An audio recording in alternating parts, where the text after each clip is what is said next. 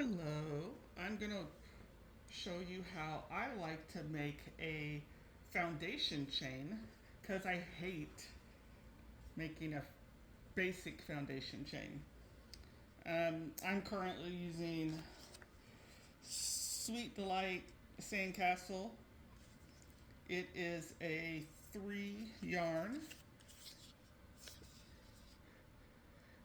They recommend a 4.5 millimeter hook. The project I'm working on, I'm using a 6.5, so I'm going to use that. I don't like making the chain to the length I need. So I like to do, I guess it's called a foundation chain. So the directions I saw when I followed it are pretty close to this. Set aside 3 times the yarn of the length that you need. And I'm just going to make a sample one. Sometimes I do a little more. I've never run out of yarn, but sometimes I have a lot of extra. Alright, so I'm a lefty, so things are going to be a little backwards. I like to put my tail on my left side and my working yarn on the right side. The working yarn is what I gauge the tension with, and then the tail I usually have it down here. The first stitch on these can be tough, but I made the slip knot, stuck it on my hook. I take the tail and I wrap it around, and then I'm holding it again with my 2 fingers. I take the working yarn and I do a yarn over and then hold that, and you can pull through. After this, it's much easier because you have something to hold. So I take the tail, I wrap it around with my working yarn, I yarn over, and then holding that previous stitch, I pull through. And you can see I have a couple here,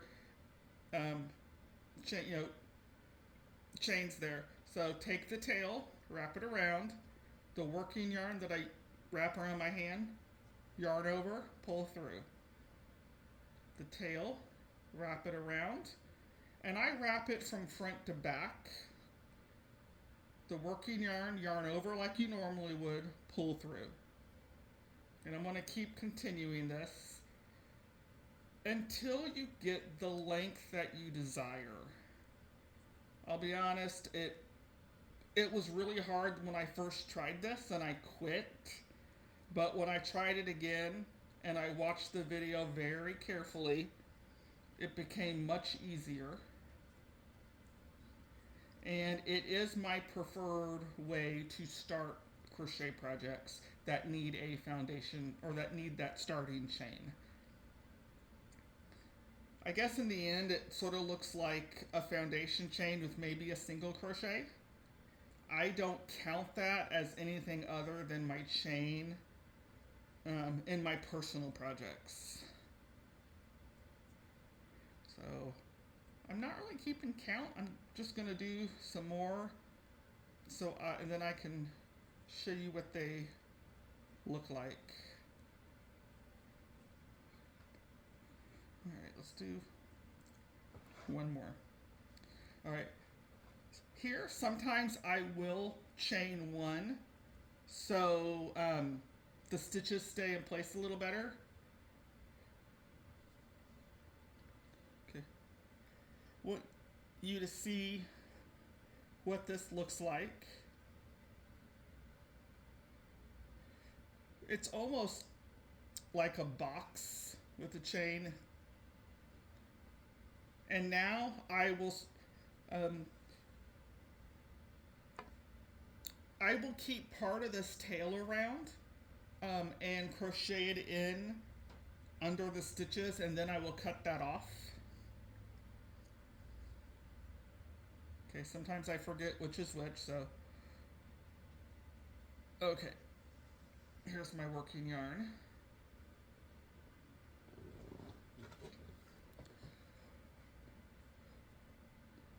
get this off here. Now, I find I have to look and find which part of this is the easiest for me to work through. I think these are too small for me to work through. Those holes are really small. But personally, I like these, and so that's what I do. You can choose what you work through, just be consistent. Sometimes my tension's a little tight and it can be tough on those starting chains, but now I'm just going to single crochet across. You could half double or double if that's what the pattern were to call for. I was just starting to do a half double.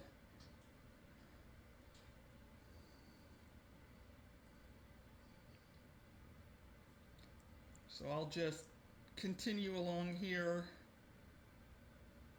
and go to the next one.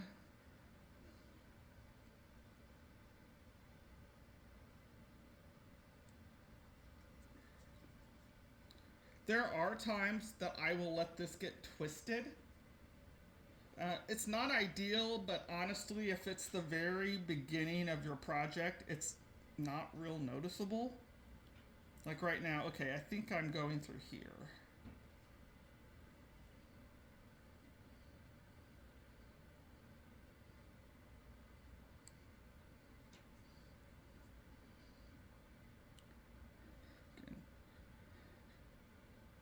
I think I've gotten twisted on my chain, but once you get all the way across, it's really not noticeable and it is not a problem after that.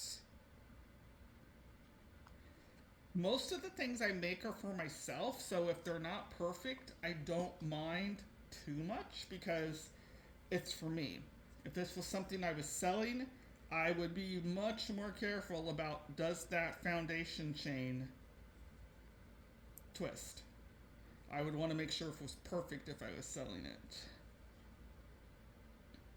Now, one nice thing about this, when you make a regular chain and then start your first row, the chain can stretch.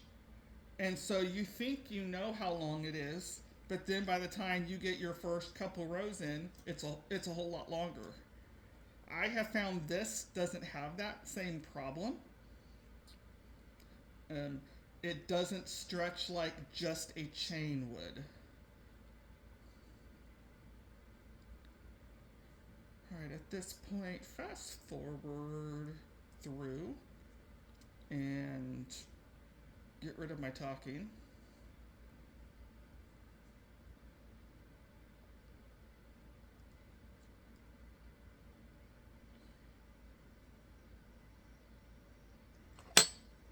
So you can see here is my, oh no, you can't see, I gotta move it. Here is just my foundation chain. And here is my single crochet on top of it. I like that the look it gives you on the bottom just looks like it's part of that chain. I think it has just a more finished look. I never could figure out how to crochet into the back bump of a chain, so that was not helpful for me to try to do.